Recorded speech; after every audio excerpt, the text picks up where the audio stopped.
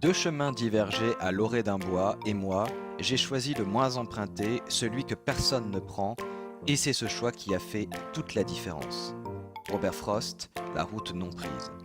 Ainsi commence le best-seller de Robert Kiyosaki, le livre Père riche, Père pauvre. Robert Kiyosaki, c'est un investisseur américain, homme d'affaires et conférencier, et ses livres se sont vendus dans le monde à plus de 26 millions d'exemplaires. Oui, oui, vous m'avez bien entendu, 26 millions d'exemplaires.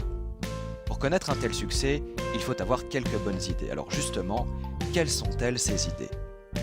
Première idée, si vous travaillez pour l'argent, vous ne serez jamais riche. L'une des leçons les plus importantes du livre est de comprendre comment utiliser au mieux son esprit et son temps pour atteindre le bien-être financier. La différence entre un candidat à la richesse et un candidat à la pauvreté, sa capacité à se poser les bonnes questions pour résoudre ses problèmes. Le salariat, par exemple, c'est une solution de court terme. Il me faut un salaire pour manger à la fin du mois. Un problème de long terme. Vais-je devoir travailler toute ma vie de 9 h à 19 h, 5 jours sur 7, dans l'espoir d'une retraite improbable? Comme le dit Kiyosaki, un esclave même payé une fortune reste un esclave. Selon lui, la voie royale pour gagner son indépendance financière, c'est la création d'entreprise. Pourquoi?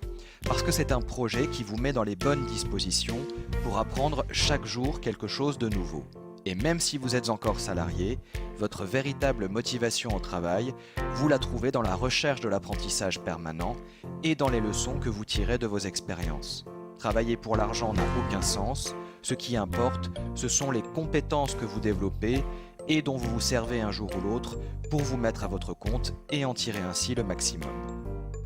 Deuxième idée, les riches deviennent de plus en plus riches parce qu'ils ont compris la différence entre un actif et un passif. Le système éducatif ne tient pas compte de l'éducation financière. Son objectif, c'est de vous permettre de trouver votre place au sein de la société de consommation. Vous suivez ainsi le schéma économique suivant: travail, salaire, consommation, travail. Autrement appelé rat race ou encore course de rats. Mais la véritable richesse, ce n'est pas combien vous gagnez, c'est combien vous parvenez à économiser.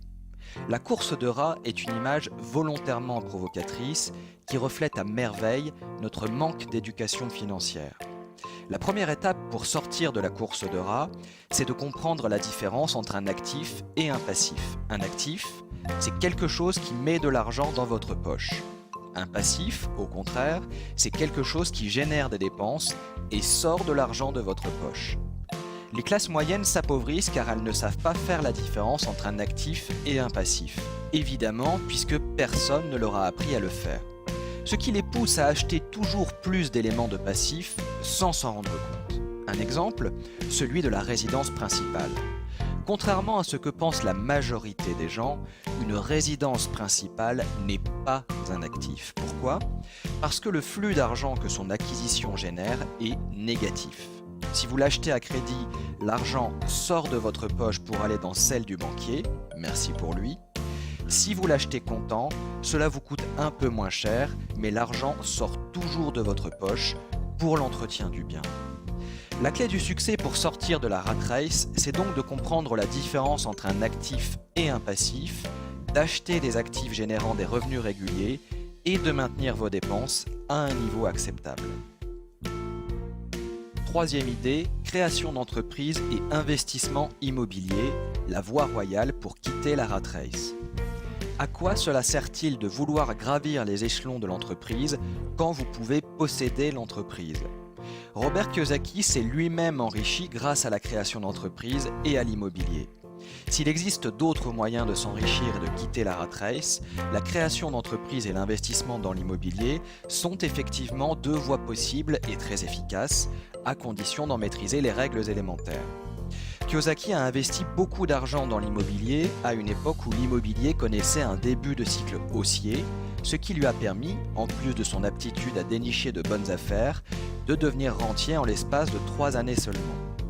Dans ces conditions, il s'est ensuite libéré de la contrainte de son emploi salarié pour se lancer dans les affaires et faire prospérer son propre business.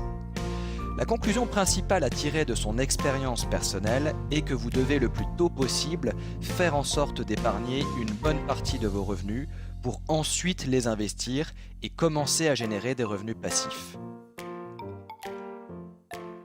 Quatrième idée, différents types d'investisseurs pour différents niveaux de richesse.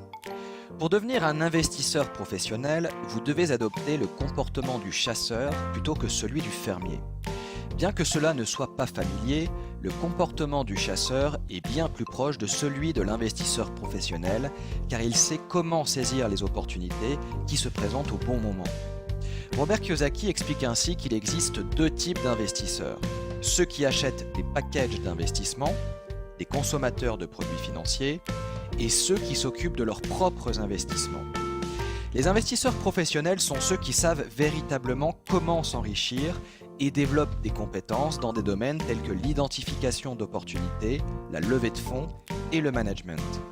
Pour s'enrichir, un investisseur professionnel a appris à déceler la véritable valeur d'une entreprise, sa prise de risque est à la hauteur du rendement espéré et il a développé ses compétences financières et émotionnelles pour agir en connaissance de cause.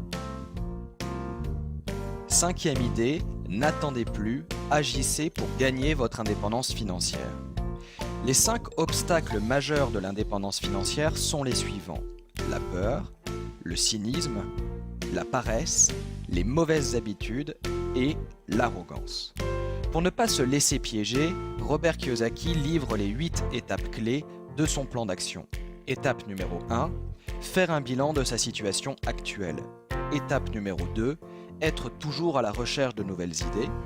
Étape numéro 3, agir et s'inspirer des personnes qui vous ont précédé sur le chemin de la réussite. Étape numéro 4, se former en permanence et apprendre de nouvelles choses. Étape numéro 5, être proactif. Étape numéro 6, se promener dans son quartier pour surveiller les petites annonces immobilières. Étape numéro 7, voir grand. Étape numéro 8, apprendre de l'histoire. La liberté financière est un objectif de vie qui vous enrichira au sens propre comme au sens figuré.